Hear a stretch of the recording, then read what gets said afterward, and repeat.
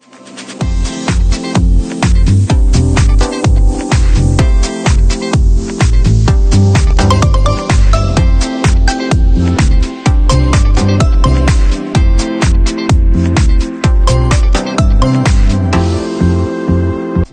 we're gonna go live in 3, 2, 1.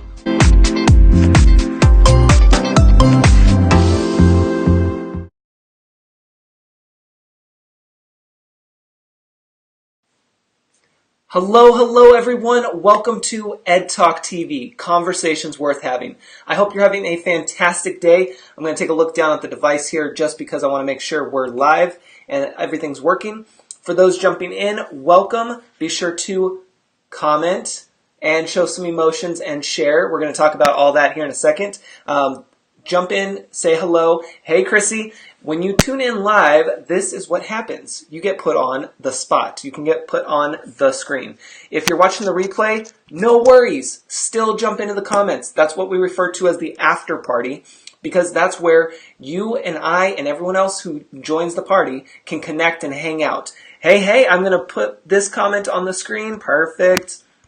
I'm also going to share with you guys as a pinned post, or a pinned comment, I should say, some details, so that way you have them. So there we go. I just popped that into the comments, and I'm going to pin it, because you can only pin from your mobile device. You can't pin from where I'm at right now.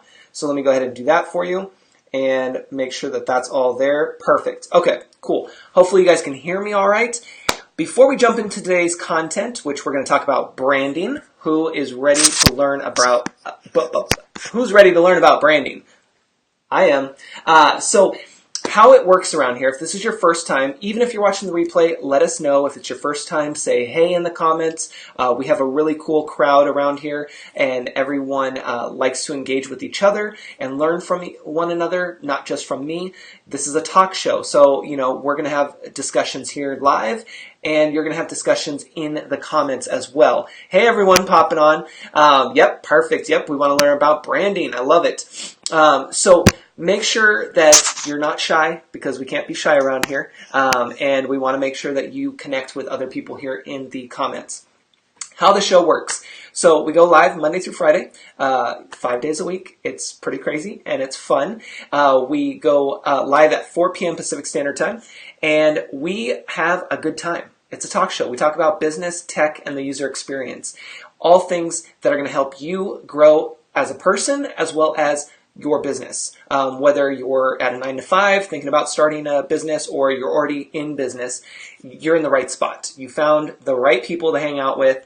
And like I said, if you're watching the replay, I talk to replay viewers all the time throughout the broadcast, because I know we are all busy.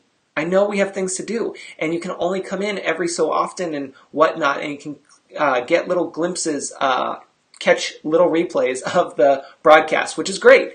The important part is that you show up, you engage. I always say show up, deliver, and engage. But whatever works for you. If you're watching the replay and you only have a few seconds, say hi in the comments and then keep it moving, right?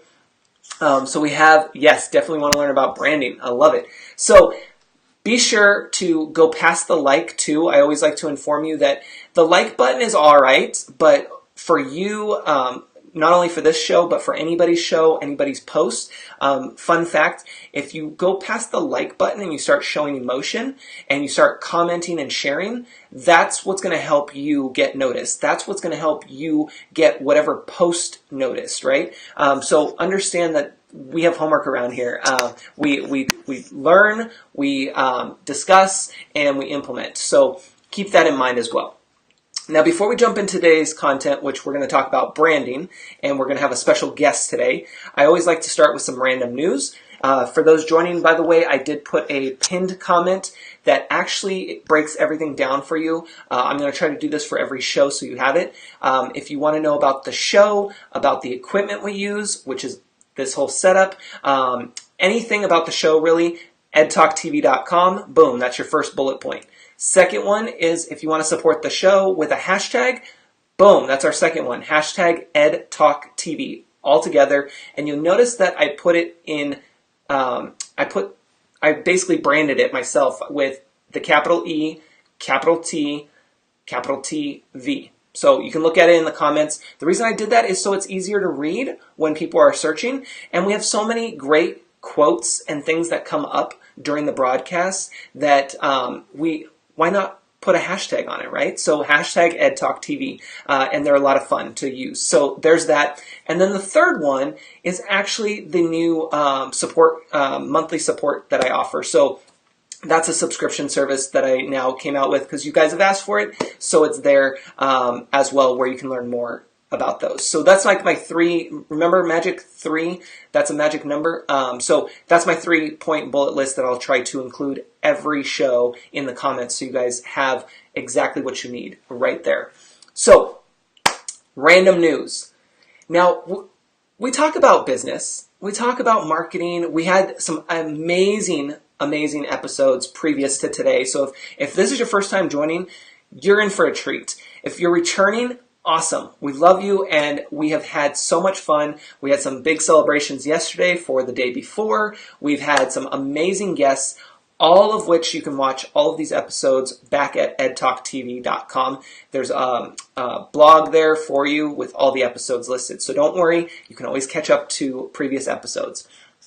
So now, how about marketing? We're going to talk about that for a second, and I'm just going to look down at the phone. Perfect. I'm hoping that the comments, oh, there's new comments. Perfect. I'm testing out a new, hey guys, there we go. Okay, cool. I just got all these comments popping up. Love it. Hey guys, yes, no problem. And by the way, we're an international hit show. Just saying. We got a lot of UK viewers. We shout out to the UK, shout out to my East Coast, and my West Coast people. We're all having fun here. Yay, you're at work, but you're here. I love it. Okay, Nikki, I got to call you out on that one. That one's awesome. Back when I worked at a 9 to 5, I would be the guy on the sales floor that would either be tuning into people's broadcasts, or I'd run to the bathroom, not because I had to go, but because I wanted to watch somebody's broadcast and not get interrupted. So people probably thought that I had like some bladder control issue. I don't. We're good. I just wanted to tune into people's broadcasts and learn, because that's what it's all about, right? Too much, partying with, Vicky says, too much partying with Ed and Chrissy. That's so true. We have such a good time around here. And you guys are so awesome. Look at that, UK support. Jules was on yesterday's show. If you missed it, fantastic show. We had so much good content. You guys, this hour that we hang out with each other, we get work done. Like, we walk away knowing something new. East Coast in the house. All right, Paula, there we go. So, my shirt says risk taker. I don't know if you see that, but there you go, risk taker. That's what we all are, right? We're why notters. That's what I like to call my followers, why notters. Because why not, right? That's what we're here. We're trying to learn. So, continue, even if you're watching the replay, continue to hang out with each other in the comments. But let me bring this up to you. And I want to know your opinion on this. So this is the random news, right? So how many of you have kids? Specifically, girls. Go ahead and pop that into the comments. And I'm asking because I'm curious if any of you have Girl Scouts. And what you think about marketing in terms of how Girl Scouts go about marketing for their cookies. Because right now, I don't know if in the UK, I don't know if you guys have Girl Scouts. Do you guys have that? I'm not sure if it's international or not.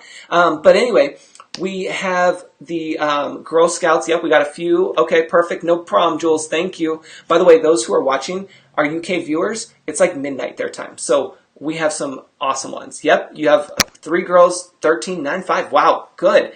3 girls, awesome. And Chrissy, do you guys have Girl Scouts out there? I'm just curious.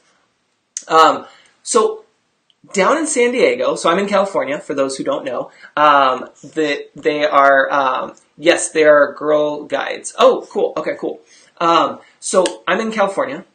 Beautiful right now. Sorry, I know a lot of places are cold and rainy and snowy and stuff. Beautiful weather here. And this story came up in the news down in San Diego, which is Southern California. That's like way far from me.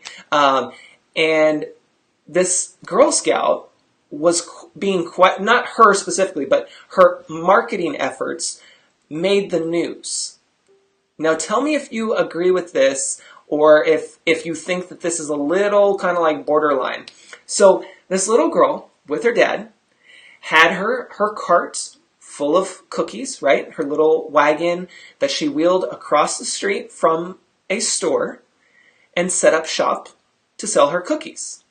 Now, she sold a lot. Let me see if I can bring up because I had the video, but let me see if I can bring up the total number.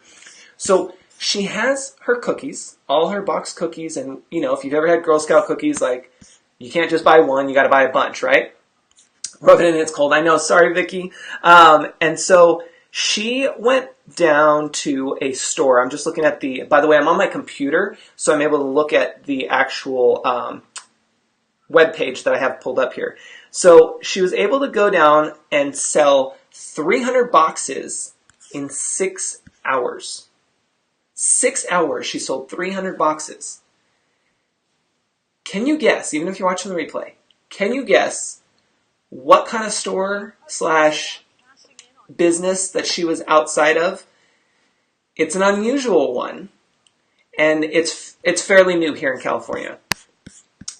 She decided, and I'm guessing her dad helped her with this decision, but she decided to go out across the street. This is key. She went across the street from a marijuana dispensary in Southern California and set up shop for selling her cookies. So in 6 hours, she sold 300 boxes, and she went home happy. Now, of course, the reason it made news is because it's a marijuana dispensary, and, is that really appropriate for a little girl to be selling her cookies in front of it, right? Biscuit Factory, there you go, Vicky. So her dad is smart. Yeah, either way, it could go either way, right? Replay viewers, jump in on this conversation. But what do you think? Was that a smart business move? Or was that maybe a little controversial? It's hard to say. It's definitely going to be up to the parent, obviously, and the genius, right, Vicky? The reason she didn't get in trouble. So here's the fun fact.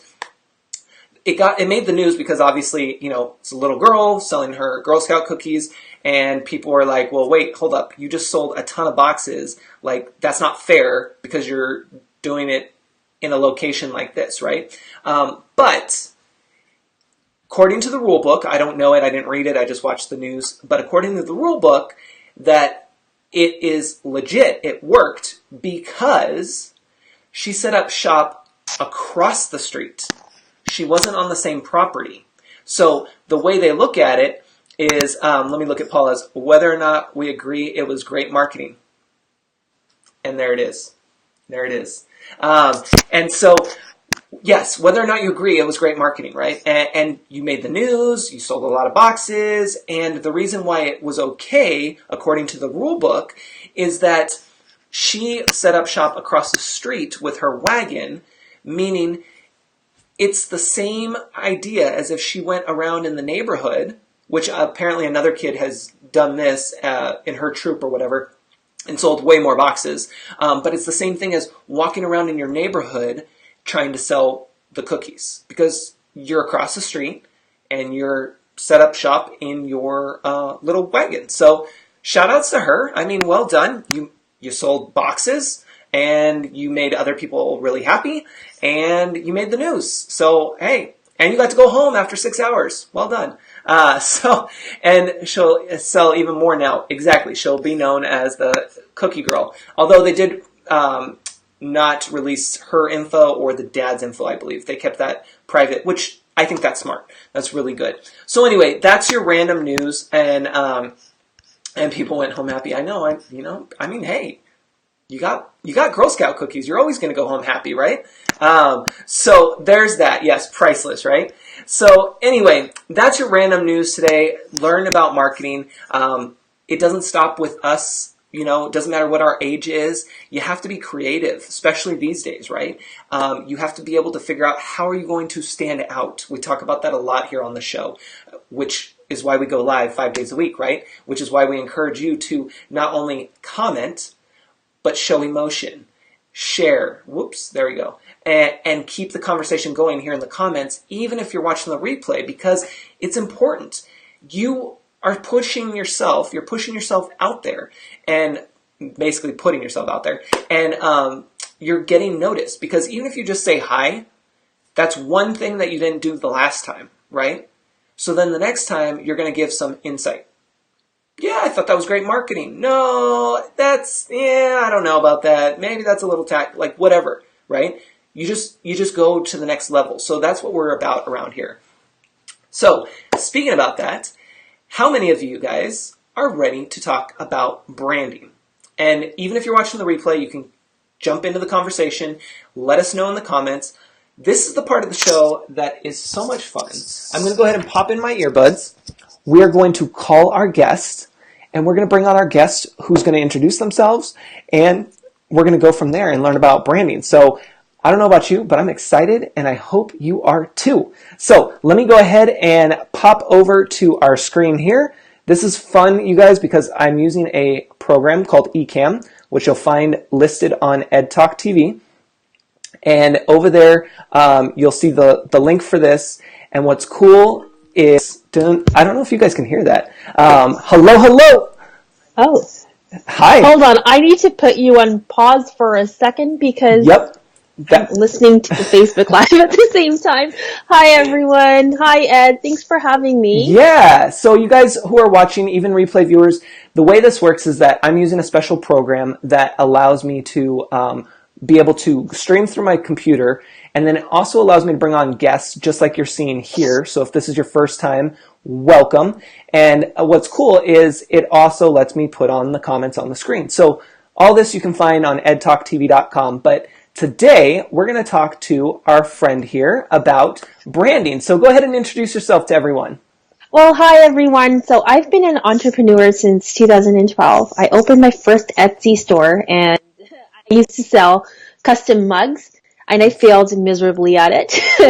And then I started my second business in 2014, which is a jewelry company. And then 2016, I finally started delving into the branding world. I had no idea what I wanted to do, but I did see that there was a null in the void in the online industry where people didn't know how to properly brand themselves. They weren't making cohesive or authentic logos that represented their personalities or even their brand.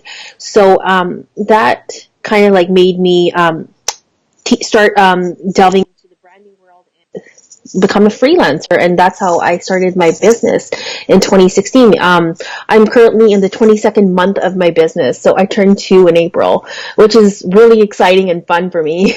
But yeah, my weaknesses are donuts, and I love Gary Vaynerchuk, so he is like my spirit animal. I've learned a lot of stuff about marketing, connection, branding from Gary Vaynerchuk by listening to his content, by reading his books, and even engaging with him. Like I stalk him so much online, he knows who I am. So that's I'm just here to teach you guys about branding. So do I answer questions at the end? While we talk is great. As they come in, I'll see them too, so I can pop them on and ask them. And yes, that would be helpful. Yeah, that way you don't have to worry about the screen there. And yeah, you pointed out a couple great points there that I want to touch on. Is that one, you saw a need in the market.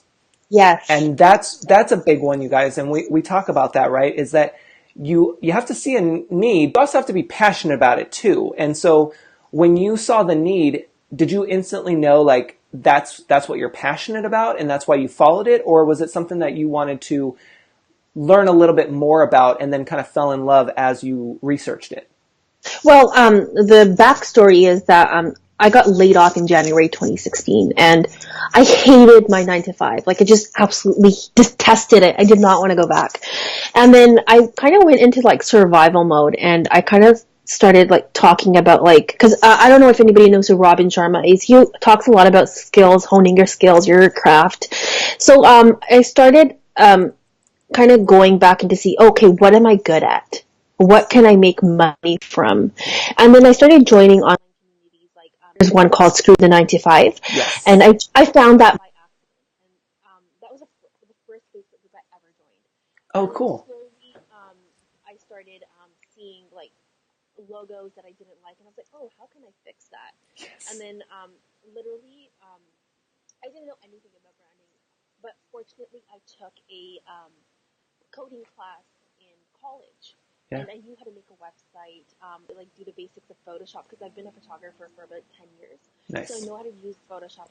And then I honestly, it was just like, I just went in blind. I really have a plan. But I remember I posted in the Screw the 9 to 5 and I asked, who here wants a logo for $5? I sold my first logo for $5. Within like 20 minutes, I had like 10 messages. Oh, I need one, I need one, I need one. I'm a new business. I don't have $400. And I was like, okay, sure, let me help you. Say I posted another one, then I raised the prices to $10. By the end of the month, I had made up to like $400. I'm like, oh, I really like this. I could get used to this. And then I started slowly building up my portfolio. Yeah. I started asking people for reviews. I didn't have a website. I didn't even have a business name at that time. It was just me. And then slowly I came up with a business name, Black Dahlia Press. And then I started asking whoever I worked with, oh, can you please go and leave me a review? I would really appreciate it because it'll help my business. And it'll help me get more business. And then that builds social proof for me. And people were like, of course, I would love to. So all you got to do is really ask. Yes. So that's how I kind of built up my portfolio, just making logos and doing basic branding. And then I built my own website on Squarespace. So whatever I didn't know, I would literally stay up until 3 a.m. Googling or learning or teaching myself. And then I would just do it. And then anytime I had a client and I noticed that their website was on Squarespace or something, I'm like, oh, I noticed this and this doesn't match your actual website aesthetic. I charge $2.97 an hour. Would you like me to fix it for you? And then 9 out of 10 people would be like, hell yeah, I don't want to do it myself. So why don't I just hire you? And then even though $2.97 was a really low price, the point is I had more money than I had yesterday. So I just kept doing that for like a few weeks. Where I built up my portfolio. Yes. And then I started talking to one of my business coaches. And it was also a friend, so I got free advice. And he basically told me to develop like packages. Yes. Like either a brand suite or a web design package. So I slowly started doing that, and then that's how I started getting more clients. So I've never run a Facebook ad except for once, Nice. and I screwed it up. But my business is run on referrals and networking and social proof. So how I get my clients are by word of mouth, and if somebody likes what I've done for them, they're going to recommend it to somebody else. So that's how I built my business. That is what I love. So I'm gonna jump in here for a second, and you guys, by the way, thank you for letting me know. So here's the side note for a second is that the audio goes through Skype, what we're using right now, so it does fade in and out on your end, and not yours, Jas, but on Facebook. Facebook, for whatever reason, it will come in and out. So hopefully it doesn't go out for too long, you guys. You can let me know. Okay. But what happens is it comes in and out, and it's unfortunately not something we can fix. It's through Skype and Facebook. But on my end, Jas and I are like totally on. It streams fine. So thank you for letting me know. I just want to make sure everyone knows that. But if it goes out for way too long, let me know. I have backup in case something happens. Okay. And it was quiet long. Yeah, I know. Sorry, Chrissy. And so word of mouth, yes, is the best way, Chrissy says. Exactly. What I love that you put in there, and replay viewers, definitely share your thoughts too. But what I loved about it is that you were talking about how you started to research, and it wasn't just, okay, it's 5 o'clock, I got to stop. It was midnight. It was 2 a.m., whatever. Mm-hmm. Like you researched what you wanted to learn, and then you started to focus on what you were already doing, which is the Squarespace. You already were doing the site on Squarespace. So you stayed focused on that, and then you ended up reaching out to people that were maybe had some opportunity for their website. Of course. Which is huge, you guys. And like we've talked about before, that word of mouth marketing is still number one, but in a day, in the age of Facebook ads and being so cheap and being able to boost your post and all that stuff, like I, for one, I haven't done any of that yet, so that's been fantastic. I love being able to say there's no ads yet. Who knows? There might be a day, but I'm trying to hold out as long as possible and trying to... Me too. Yeah. Save some money. Yeah, and I'm kind of always been the type where I'm like, let's go big or go home, and I'm trying to go against the grain and prove that you don't have to pay to play, what they say, But what it comes up to also is the fact, like, word of mouth, we always skip that nowadays, I feel like, because we see constantly, oh, boost your post. Oh, do a Facebook ad. Oh, you should be doing Facebook ads. But we forget that the word of mouth is so much stronger and it is so much more valuable. And I love how you perfectly said that you had people give you a review for that social proof. Mm-hmm. That is big. And that's what we talk about here. And that's why you guys, even watching a replay, that's why it's important that you share in the comments, because it puts you out there. It puts you one step closer to meeting somebody. It puts you one step closer to meeting somebody that can help you or somebody that you can help. And it's that social proof that we need in order to keep moving forward. And that's why it's so important to get those reviews. And, I don't know, how do you do that? Do you have people just email you, or do you have them go to your Facebook page, or both, or how do you go about reviews?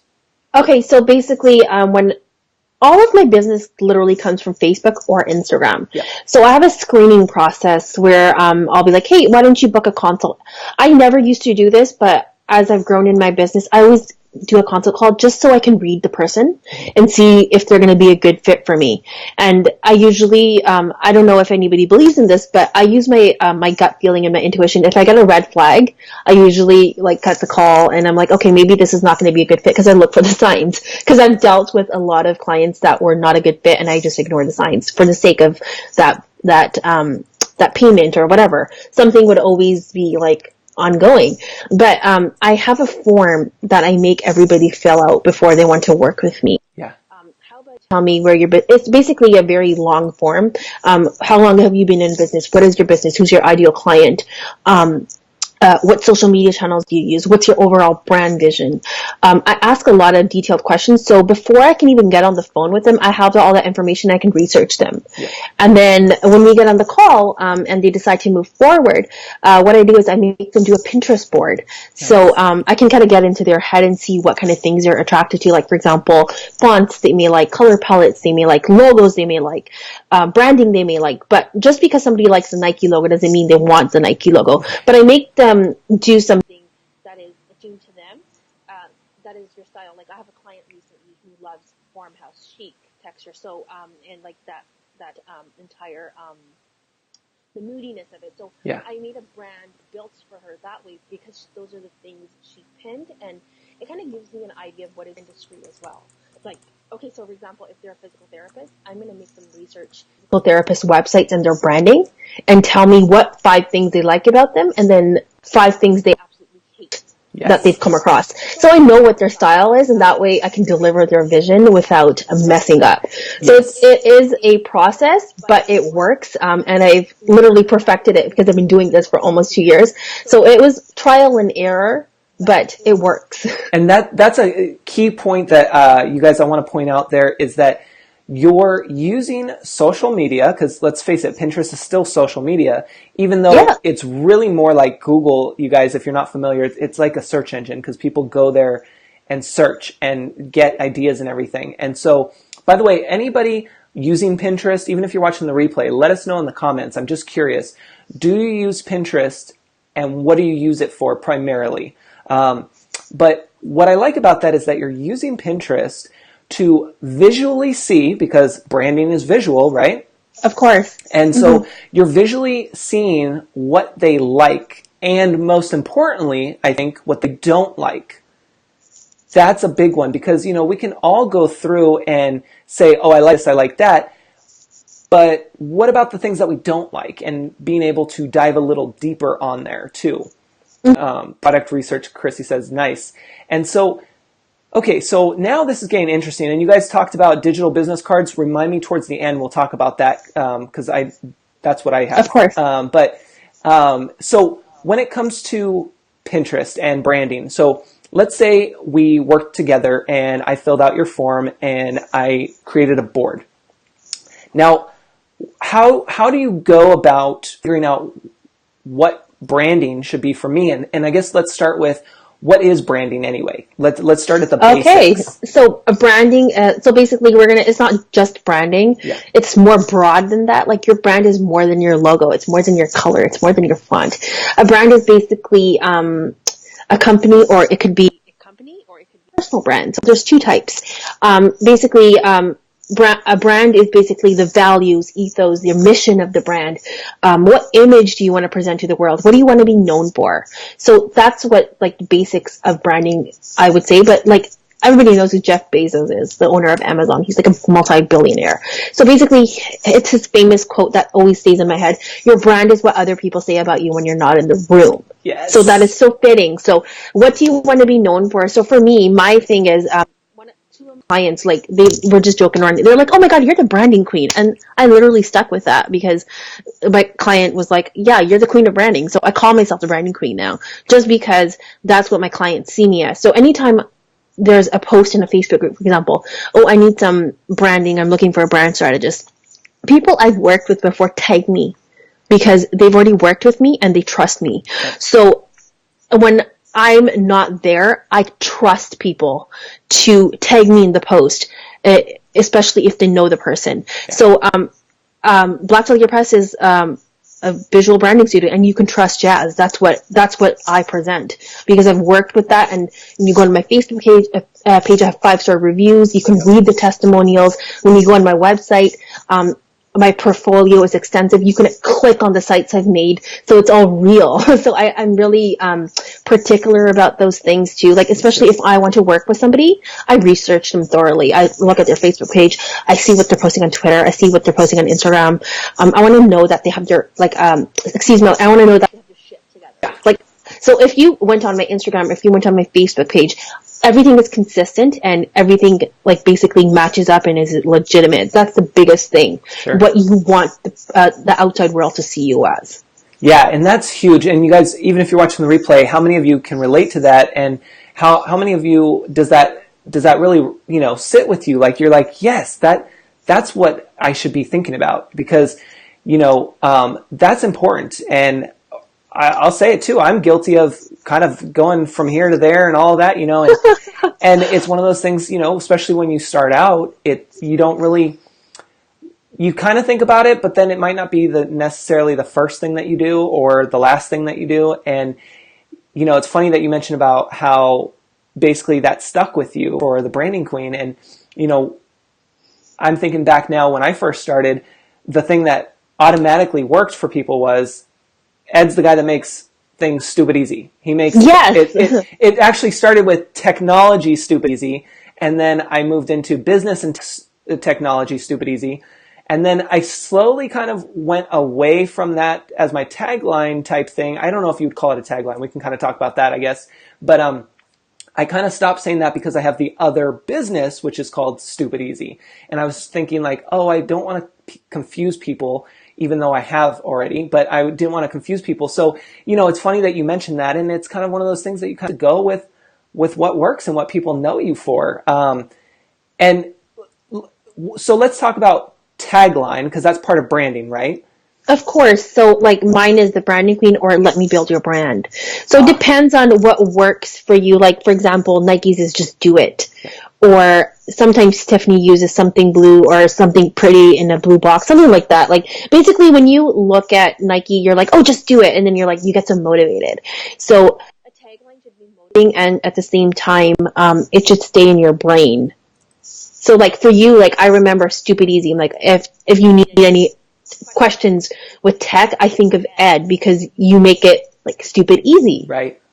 Because even though I may find it challenging, you make it so easy that you think it's stupid for not knowing, right? So, like, it sticks in your head. So tagline should both be something that is going to stick in your ideal client's mind, and something that is going to be memorable. So that's why I always recommend working with a copywriter who can help you hone that craft. That's a great call. See, you guys, and if you've watched me before, you guys, you know that I talk about teamwork equals success, right? This is where that teamwork comes in. During this show, it's you and us hanging out, commenting, asking questions, replay viewers, you're included in that. That's the teamwork, right? But then when you look at your business and branding, you have somebody who helps you with the brand, but then you also have somebody that helps you with possibly the web design, with the copywriting. I mean, all of these pieces can come together and have different people helping you with that. So understand that you if you're just starting out, or you're kind of like, oh, I have a lot of things on my to-do list now, start making notes of these key points, these key roles. So that way, when you start looking for somebody to help you, you can understand, oh, I need XYZ. Who's an expert in that? I need XYZ. Who's an expert in that? And go from there. So let me ask you, so when we're thinking about branding ourselves, because I feel like that's a huge word with multiple, I like to look at things that like in like a mind map, right? We have the big one here, it's branding, but then I feel like we have all these little branches off to the side. So I'm just trying to think of what should we be thinking about when we hear branding? We kind of talked about a little bit about colors, and then we talked a little bit about taglines, but what do you normally respond to for people when they're brand new to branding? Okay, so there's two types of branding. For example, you use your name. Yes. And I use Black Dahlia Press. So there's two types. So personal brands like Oprah, Gary Vaynerchuk, Tony Robbins, Donald Trump, ew, I know, Drake, Richard Branson, Martha Stewart. Then companies and corporations like Chanel, Nike, Walmart, Trump Hotels, Adidas, Chapter, Sephora, MAC Cosmetics. So you know the difference. Yeah. So Oprah is a personal brand. You trust Oprah. Yep. Or you trust Gary Vaynerchuk or Tony Robbins. You trust their word. For example, companies and corporations on Walmart, you can depend on them for being affordable. Right. Sephora, you can count on them for having the high quality makeup products. They're not going to put crap in their store. They're only going to put stuff that is good. Even Chanel, you can count on them for only having luxury items that only a select few can afford. So you know what these companies are known for. So basically, like I said before, I'm known for branding. So, and when people think of Black Dahlia Press, they're like, it's a branding studio. But when they think about Jas, they think, okay, Jas is the branding person. If you need, so there is a overlap, right? So you can look at me, because my face is my brand. Yep. And then I'm the face of Black Dahlia Press. So if I ever want to branch off and just keep jasdeol.com, which I bought the domain for. Nice. I can house it as an umbrella. I do this, I do this, I do that. So I have another company called Baby Got Brand, which is my online community where I teach branding. So people know me for both, because when they think of Jas Deol, they know, she has her branding studio, and then she has Baby Got Brand where you can learn things. So there's that difference. But then when you think of Baby Got Brand, they think about, it's a learning community. So I've separated it, but at the same time it overlaps. So you want to figure out if you want to be known for example, I have a friend who makes body butter, and she's known for body butter, but she doesn't want her face anywhere near it. So when people think of her brand, they just think of her logo, Butter Depot. Right. For example, for Ed, now you're associated with your show, so people are going to be like, he just brings on guest experts. So you're getting known for something. You don't always have to focus on like just one thing. Right. I try to hone whatever skills I have, and I try to bring them into my business just so I can offer my clients more. So it totally depends on what you want to service your clients for and what you have to offer. Yeah, I like how you broke that down. Replay viewers, live viewers, tell me what you think about that. But I already picture this in my head, and I'm sorry if I get this backwards, but Jas, and then you have your branding, and then your group, basically. Yeah. And so that's cool, because then you are here, which you can do whatever you want as a personal brand, but then you have specific branding that is your services, but then if you want to learn, you go over here to the actual training part.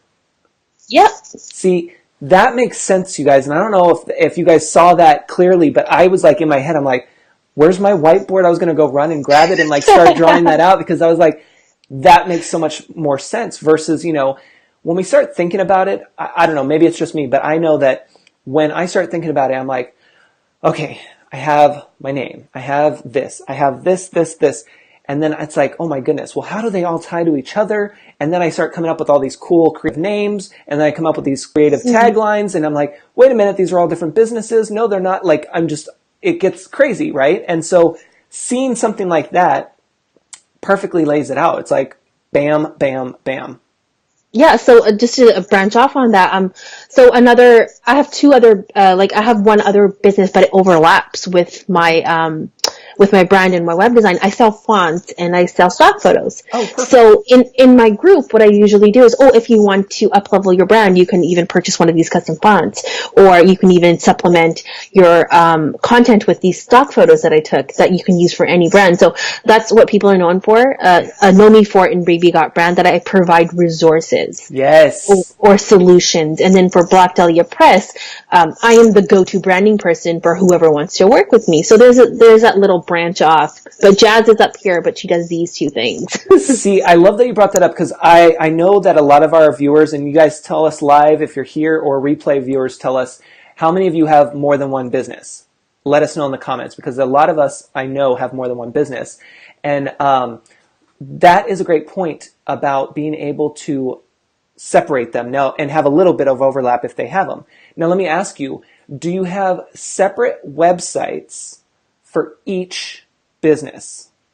Okay, so this is the thing. So for Black Dahlia Press, of course, I have my separate website just because the branding is very classic, timeless, and my brand colors are black and white because I think they're timeless. And when you go on my site, you'll see my pictures that are colorful because I let those talk. And then when you go to my portfolio, there's a lot of color in it. So it kind of shows my personality and my work at the same time.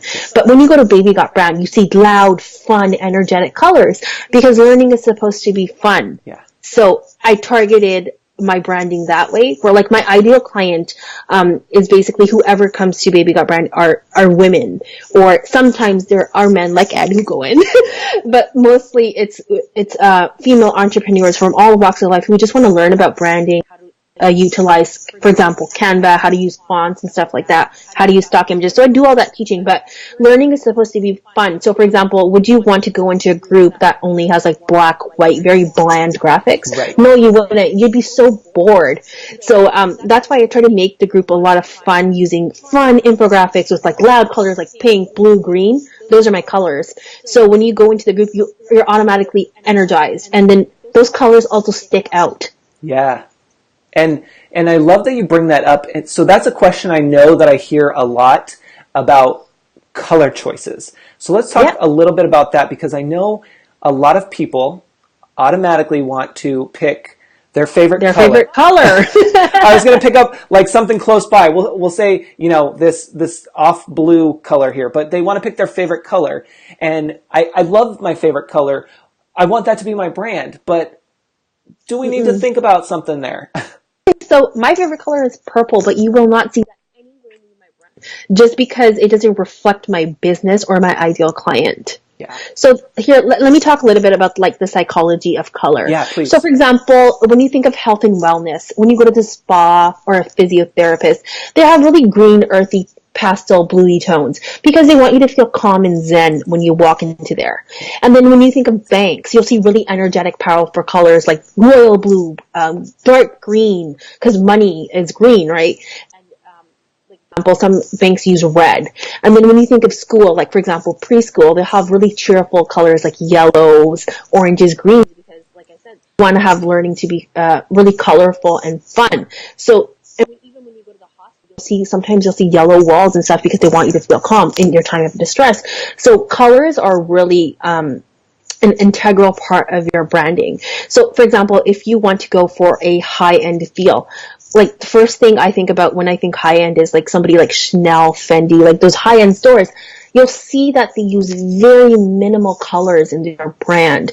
Like they'll have either like gold logos, black or white, and then they let their products be the colorful because just because they want to sell their product, they're not technically selling their logo, they're selling their product. Sure. So same thing, like when you go to like, for example, even the physiotherapist, sometimes they play like that zen, calm music, or if you're getting a massage, because they want you to zone out and feel calm and earthy. So they use those type of dim lights, the earthy pastel colors. So when you think of, for example, orange, it means optimism. Cheerful. And then when you think of something like yellow, it means clarity, warmth. Or something like red screams like excitement or something bold. Purple's known for being creative, like royal, like a lot of like the crown, like it's purple. It's a color of royalty. Something like blue means like when you trust something, like it's dependable strength, like for example, Walmart. Yeah. What are their colors? Yellow and blue, because you trust Walmart. You can trust on them to have affordable products, even though they treat their people like shit. And then green is basically peace. Like anytime you see compost or recycling, is green or blue, right? Yep. And then you think of growth, health, and then white and grays mean balance and calm and very zen. So like for example, McDonald's is yellow because they're cheerful, right? And then you're like, yes, I want some fries. And then even like Google uses a mix of all those colors. Coca-Cola uses red because whenever you look at their commercials, like they're obviously subliminally programming you to think of polar bears and to be really excited and energetic when they have their commercials. So you kind of gotta like you'll start noticing the colors even more now. Sure. Just because when you go out there, like for example, HP is blue because that means trust. Target is red because it's Target, right? So that just kind of like helps you kind of think about the psychology of color, because that's how we respond to emotions too. Sure. And you guys can also, replay viewers as well, you guys can also just do a quick Google search. Obviously, Jas will have links for you guys in the comments for her content and to find out her resources. But even if you just do a random Google search for psychology of color, something simple just to get an idea of what the colors look like and what the normal, words are for those colors. So that way you can kind of think, well, maybe my favorite color isn't so great for my business. We have to like have that separation there and kind of, know that it's our favorite color, but understand that it's not right for the business. Yeah, like even like for example, if your branding had red in it, like I would think it was really aggressive for tech. I would want to see like greens and blues because you want to exude trust because your branding does have blue in it. I trust you automatically. Yeah. No, it's so true.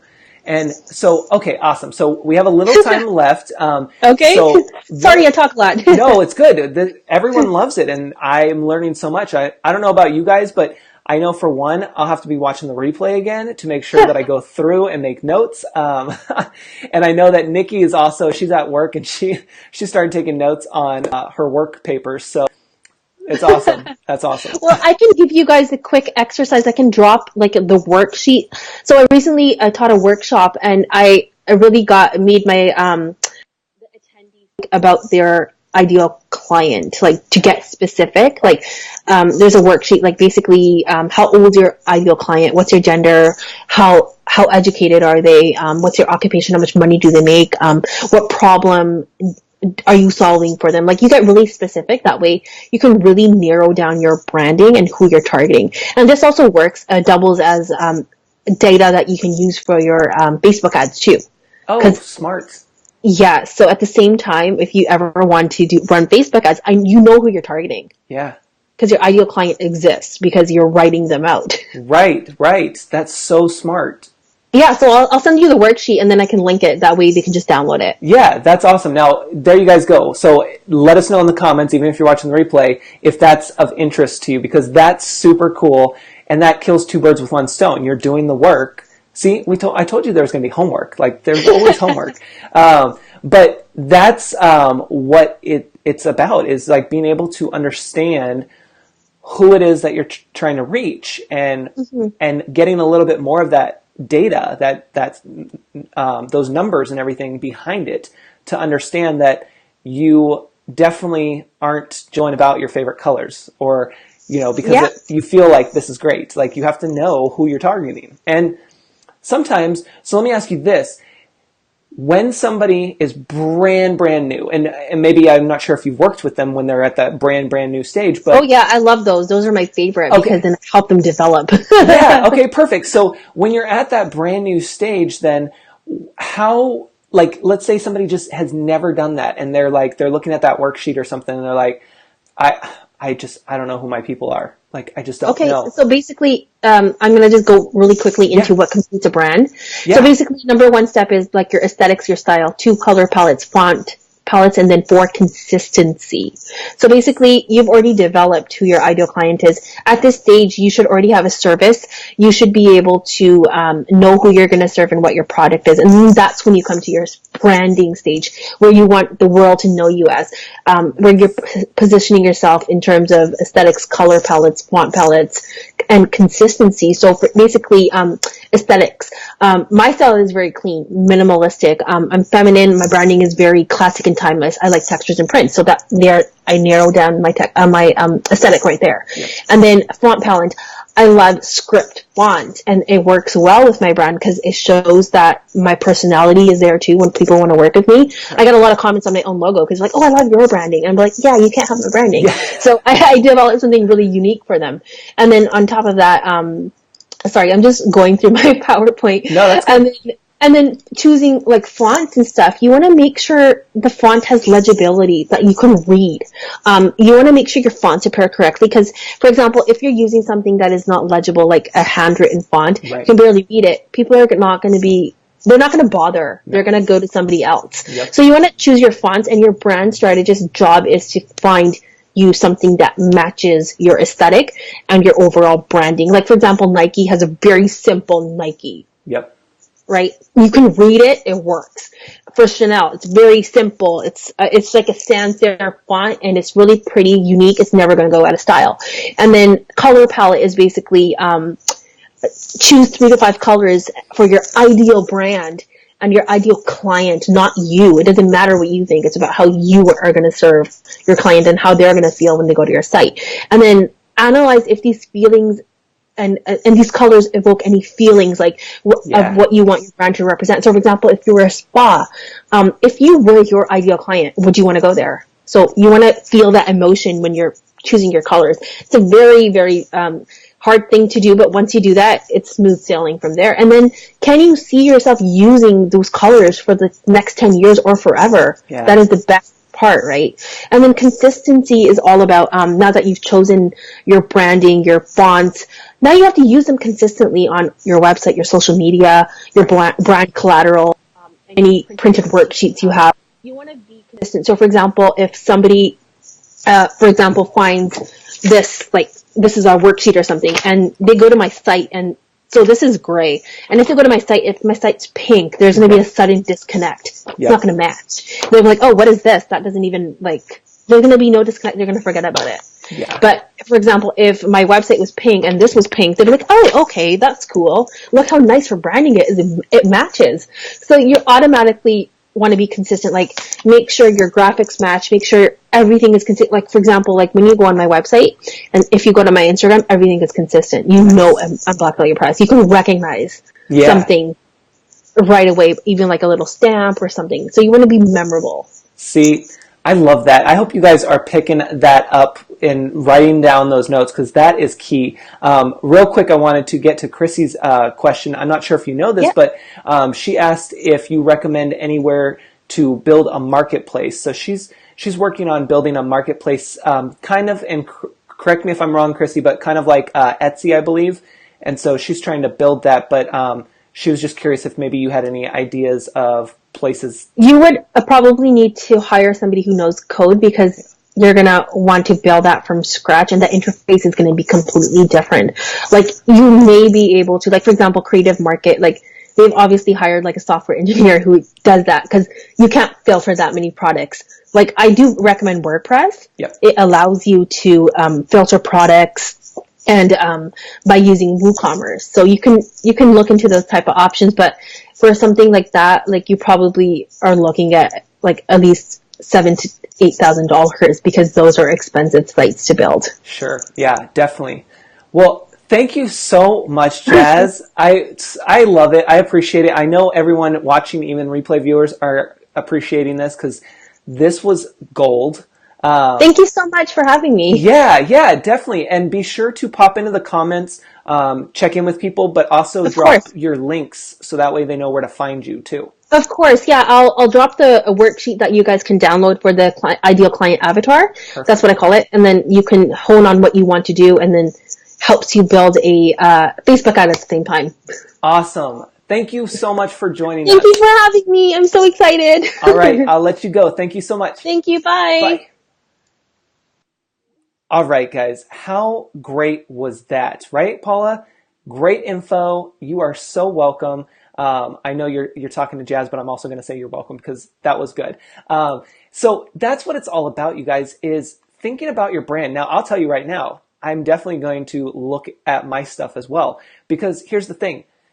We're always developing. We're always fine tuning and getting our foot a little bit more to the ground there, right? I don't know if that really makes sense, but I went with it. But you really want to start making sure that you just write things out and you tune in to things like this. You use your resources. It's all about knowing who your resources are and tuning into what they have to offer, right? Whether it's the free stuff, the paid stuff, combination, whatever. That's what it's all about. And that's why we have this show, because these conversations are worth having. It's good to know that you're showing up and that you're able to learn something new, even if it's just one little thing, right?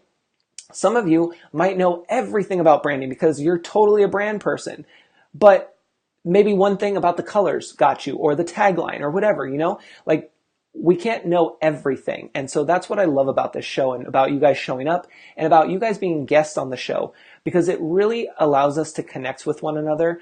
And we always learn something new because it's somebody else saying it, right? Like some of the stuff I'm like, oh yes, I remember reading about that, but I'm not a brand strategist. So that's not my area of genius, right? That's not my zone.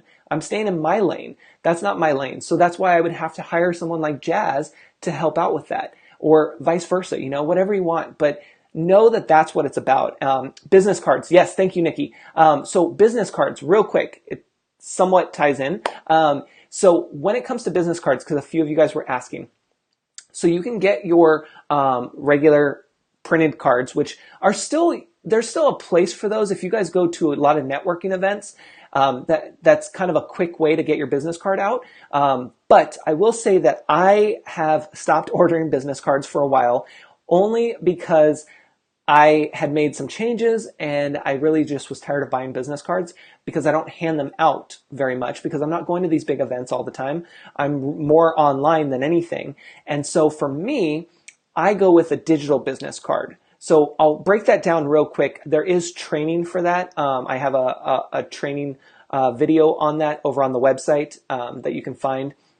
But what it comes down to is that a digital business card is basically a image that you have saved to your device that allows you to quickly and easily share with somebody else. So it's a little bit more complicated, but really basically it's just an image that you can share with somebody. And that way you always have them and you never run out, right? You are so welcome. Thank you, Jas. So yeah, I didn't have any, but I have a huge event soon. Yeah, so see, Chrissy. So when you have big events, it's good to have both. I always like having a digital card no matter what, because one, you can always update it. Two, you always have it on hand. So should you run out of your paper copies, you're not stuck there with empty pockets like, oh, I have nothing, I don't have anything. You want to be able to have something to give somebody. So it's always nice to have that as well. I will drop that link if anybody's curious about it. I'll pop that into the comments here if I can get it real quick. But yes, so keep that in mind. And again, do your research. Go through and look at Jas's links that she just posted there and take a browse. Cut out maybe 20, 30 minutes just to kind of browse and have fun, just so that way you can see what's going on and kind of get an idea of, because here's the thing, I don't want you getting distracted. If you're not at your branding stage yet, that's fine. But these are the notes that you take and that you put to the side with a reminder to let you know that, hey, I need to follow up on this when I get to that spot. Oh, good. Nice, Anna. Yes. So here's the digital business card. I'll pop it in at the top here. Digital business card. I didn't even spell business right. See? Card. There we go. All right, cool. So there you guys go. Thank you so much for tuning in. Be sure to tune in tomorrow. We are actually going to have another guest on tomorrow, and we're going to talk about branding again, but dive a little bit more into it. So be sure to tune in tomorrow. If you have questions from today, we'll talk about that tomorrow, and we will see you guys tomorrow at 4 p.m. Pacific Standard Time. Thank you, guys. This episode is sponsored by Stupid Easy. Easily create, share, and sell your online courses. Discover more at stupideasy.com.